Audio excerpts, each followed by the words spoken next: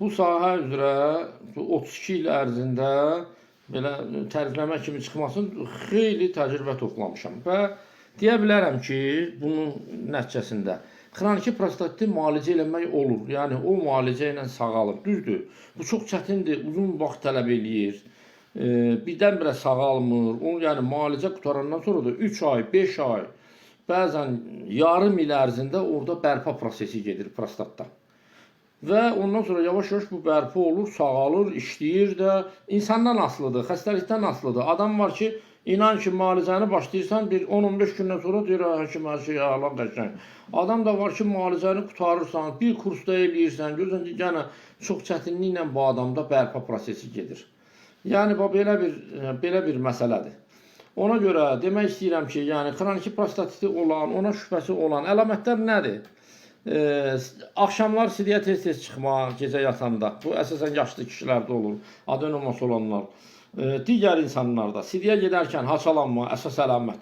Sidiyin haçalanması, sidiyin gecikməsi bu iltihabı göstərir, yəni prostat şişir də. Sidik kanalı prostat vəzinin içindən keçir. Ona görə bir balaca prostatda iltihab olanda burada artıq sidiyin gecikməsi və sidiyin haçalanması olur. Daha sonra ən çox yayılmış əlamətlər. Penisin yığılması, yəni sünət yığılır adamın qarnına, sünətin başında ağrı olur, soyuqluq olur. Bunlar xroniki prostatitin, belə deyək də, kəskinləşmə dövrünün əlamətləridir. Yəni bu əlamətlər kimdə varsa, müraciət eləsin. Biz bunu zəmanətlə müalicə edirik. Düzdür, uzun çəksə də biz buna zəmanət veririk, zəmanətlə müalicə edirik.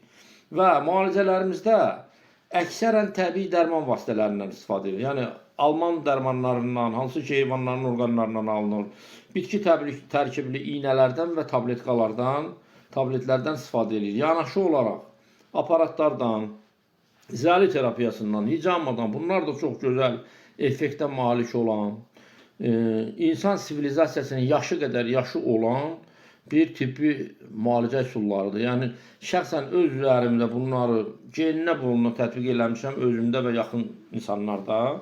Həm zəli terapiyası, həm hicamadan və hamıya da məsləhət görürəm.